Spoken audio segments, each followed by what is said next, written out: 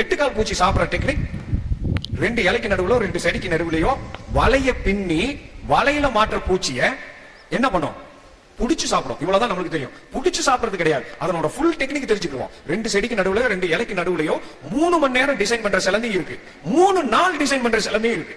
இப்ப வலை டிசைன் பண்ணியாச்சு. வலையோட சென்டர்லயோ ஓரத்துலயோ வெயிட்டிங். யார் வெயிட்டிங்? சிலந்தி வெயிட்டிங். மகனே இன்னைக்கு எவன் மாட்டினாலும் பிரியாணிடான்.